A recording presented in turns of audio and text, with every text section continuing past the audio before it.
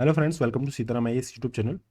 Today we will discuss a topic related to space missions for Mars और वहाँ पे बात करेंगे। उससे पहले मार्स पर जाने के लिए, अर्थ से मार्स पर जाने के लिए पहले एक आपको बेस कैंप बनाना है, जो बनाना है मून पे। तो कुछ मिशंस लॉन्च किए गए अर्थ से मून पे जाने के लिए। ये है आपका मार्स। और अभी रिसेंट में जो न्यूज़ में चल रहा है वो आपका है आर्टेमिस 1, जो एज ए बेस कैंप बनाएगा मून पे।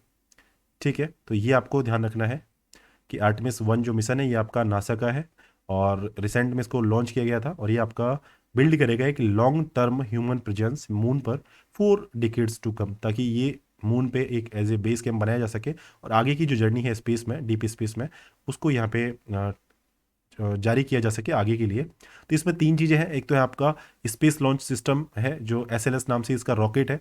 एक ओराइन इसका स्पेस क्राफ्ट है, जो स्पेस क्राफ्ट है उसका नाम ओराइन है। इसके अलावा आपका फ्लोरिडा जो स्टेट है यूएस का, वहाँ पे ग्राउंड सिस्टम बनाया गया है स्पेस कैनेडी स्पेस सेंटर पे। ये चीज़ है। आपका एसएलएस जो रॉकेट है ये वर्ल्ड का मोस्ट पावरफुल रॉकेट है और इसको बनाया गया है डीप स्पेस मिशंस के लिए, जो जिसमें ह्यूमंस जो है वो उसमें जा सकते हैं। इसके अलावा ओराइन जो स्पेस क्राफ्ट है ये डिजाइन किया गया है एस्ट्रोनॉट्स को डीप स्पेस में ले जाने के लिए। और ये करंटली अकेला स्पेस क्राफ्ट है जो क्रूड डीप स्पेस फ्लाइट जो है उसको करने में या डीप स्पेस फ्लाइट ले जाने में कैपेबल है। और इसके अलावा जो चीज़ आपको मालूम होनी चाहिए, इतना आर्टेमिस 1 के बारे में मालूम होना चाहिए। और इसके अलावा और कोई मिशन जो है पहले जा चुके हैं मून पे, वो है आपके यहाँ पे देखिए। यूएसएसआर का था लूना 1, 2 एंड 3।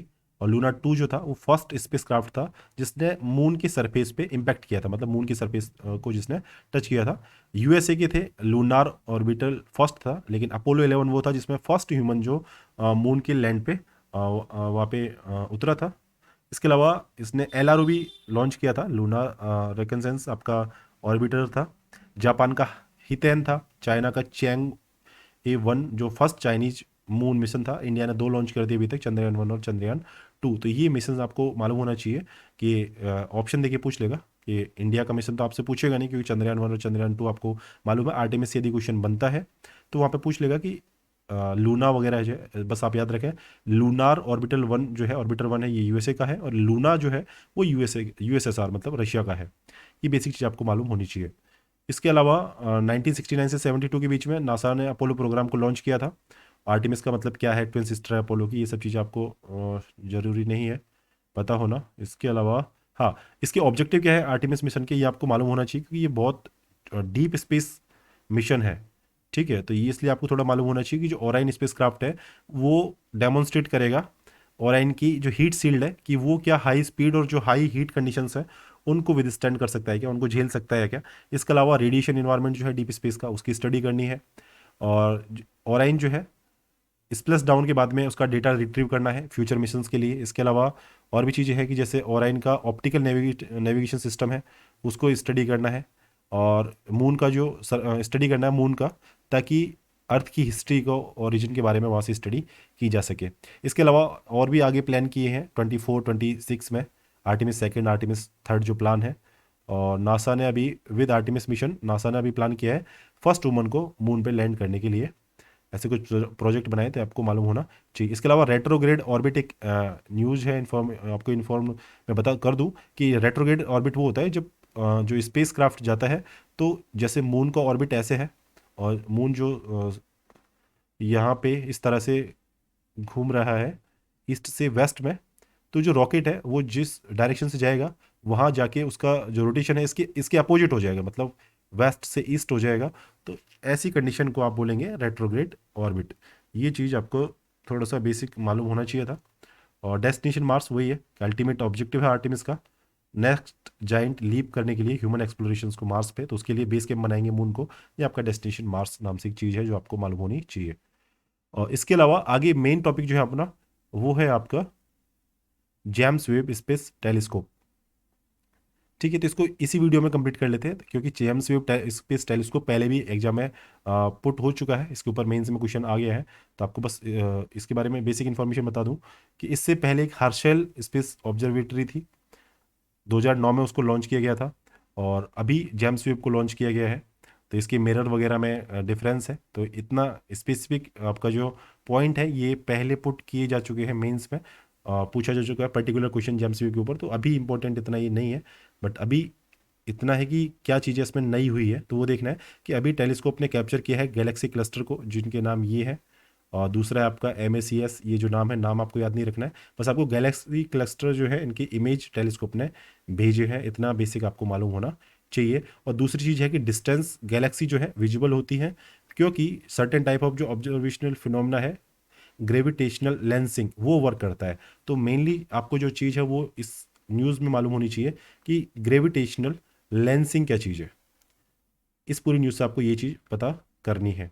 अब ग्रेविटेशनल लेंसिंग ये है, मैं आपको बता दूं यहाँ पे, ये सब इन्फॉर्मेशन आपका जेएमसीक्यू के ऊपर है। आपको यदि पढ़ना है तो आप इसको पढ़ सकते हैं, नहीं पढ़ना तो इसको स्किप कर सकते हैं। मैं बस इसकी जो डेफिनेशंस है, कुछ टर्म्स हैं, उसको मैं यहाँ पे बताऊंगा। एक एक चीज़ और आपको ग्रेविटेशनल लेंसिंग में बताऊंगा, उससे पहले बता दूं कि लैग्रेंज पॉइंट क्या होते हैं। तो जैसे इधर सन है, मैं बता दूं आपको, इधर सन है, जैसे ये सन है, ये अर्थ है, तो इन दोनों के बीच में एक ऐसी कंडीशन होगी जहाँ पे दोनों का ग्रेविटी इक्वल हो जाएगा, जहाँ पे इनका सेंट्रीपिटल जो फोर्स है बराबर हो जाएगा, कि दोनों एक साइड किसी भी तरफ अट्रैक्ट वो चीज़ नहीं होगी, तो उसको बोलेंगे L1। दूसरा है कि अर्थ और सन का जो फील्ड है, एक दूसरी जगह भी ऐसी होगी दूर जाके, दोनों के बीच में नहीं, दूसरे अपोजिट साइड पे, जहाँ पे L2 होगा, जो 1.5 मिलियन किलोमीटर दूर है अर्थ से। और यहाँ पे भी आपका सन और अर्थ का जो ग्रेविटी है वो इक्वल हो जाएगा, तो ये L2 कहलाएगा। और यहाँ पे जेम्स वेब टेलीस्कोप को यहाँ पे एस्टेब्लिश किया गया है, 1.5 किलोमीटर दूर है। हबल जो था वो 570 किलोमीटर का जो, और इतना ऊपर जो ऑर्बिट था उसमें रोटेट कर रहा था पहले। ये आपको इससे बेसिक इन्फॉर्मेशन होनी चाहिए थी, जो आपको इतना पता चल गया। आगे चलें इसमें, वो जो मैं चीज़ बताना चाह रहा हूँ आपको वो है, ये देखिए, ग्लोसरी में देखना था आपको, क्योंकि कुछ चीज़ें जैसे कूपर बेल्ट है, ये आपको पता है क्या है। कूपर बेल्ट आपकी नेपच्यून के जो बियॉन्ड एक आपका आईसी बॉडीज़ है, उसकी डोनट शेप रीजन है, उसको बोलते हैं कूपर बेल्ट। ठीक है, क्योंकि यहाँ पे सोलर सिस्टम का जो लेफ्ट ओवर्स जो थे अर्ली हिस्ट्री में, उसका एक रीजन है वहाँ पे, सोलर सिस्टम के रिमेन्स वहाँ पे देखने को मिलते हैं। ये तो है कूपर बेल्ट। दूसरा आपका एस्टेरॉयड बेल्ट। अब इन दोनों को आप कंफ्यूज नहीं करना है। कूपर बेल्ट जो है आपका नेपच्यून के पार है, एस्टेरॉयड बेल्ट जो है आपका मार्स और जुपिटर के बीच में है, रीजन है उसमें है। और यहाँ पे सोलर सिस्टम के जो एस्टेरॉयड है वो यहाँ पे ऑर्बिट करते हैं सन के, तो ये है आपके एस्टेरॉयड बेल्ट। इसके अलावा एक्सोप्लैनेट वो है जो सोलर सिस्टम के बाहर है, दूसरी साइड में है। और एक कुछ प्लेनेट और होते हैं जिन्हें बोलते हैं रॉक प्लेनेट। रॉक प्लेनेट वो होते हैं जो किसी स्टार की रिवॉल्व चक्कर नहीं लगा रहे, तो उसको बोलते हैं रॉक प्लेनेट। और दूसरे सोलर सिस्टम के सभी प्लेनेट को एक्सो प्लेनेट बोलते हैं। एक्सो प्लेनेट में ही रॉक प्लेनेट वो होते हैं जो किसी स्टार की चारों ओर रिवॉल्व नहीं करते हैं। एक है लैग्रांज पॉइंट, मैंने आपको बता दिया। और ब्लैक होल आपको बता दें, इतनी ज़्यादा ग्रेविटी जो हो जाती है, चीज़ें जो मैटर है इतना स्क्वीज हो जाता है टाइनी स्पेस में, बहुत छोटे स्पेस में, कि उनका ग्रेविटी बहुत ज़्यादा हो जाता है, तो उस जगह को बोलते हैं ब्लैक होल। ये आपको पहले से मालूम होगा। और एक है आपका ग्रेविटेशनल लेंसिंग, जिसकी हमें बात करनी थी। ग्रेविटेशनल लेंसिंग जो है, जब आपका ह्यूज अमाउंट ऑफ मैटर जो है, like a cluster of galaxies, जब ग्रेविटेशनल फील्ड बहुत बड़ा क्रिएट कर देता है, तो ये आपका जो डिस्टेंट गैलेक्सीज से आने वाली जो लाइट है उसको डिस्टॉर्ट कर देता है और उसको मैग्नीफाई कर देता है, मतलब उसकी जो मैग्नीफिकेशन करके उसकी इंटेंसिटी बढ़ा देता है। तो ये चीज़ हेल्प करती है। यदि हमने अर्थ के अराउंड को यदि टेलीस्कोप लगा रखा है, तो वो टेलीस्कोप फिर उस डेटा को रीड कर लेता है, और ये ग्रेविटेशनल लेंसिंग की तरह, मैग्नीफाइंग ग्लास की तरह काम करता है वो गैलेक्सी। ठीक है, तो ये आपको मालूम होना चाहिए ग्रेविटेशनल लेंसिंग क्या चीज़ है। इससे स्टडी हो सकती है डिटेल्स ऑफ एवरी गैलेक्सी जो अर्थ से बहुत दूर है, और अपने पास जो अवेलेबल टेक्नोलॉजी है उससे उसको नहीं पढ़ा जा सकता, नहीं उसको स्टडी किया जा सकता। तो इस मैग्नीफाइंग ग्लास की तरह काम करने वाले जो आपका जो फिनोमेना है, इससे हम उनको स्टडी कर सकते हैं।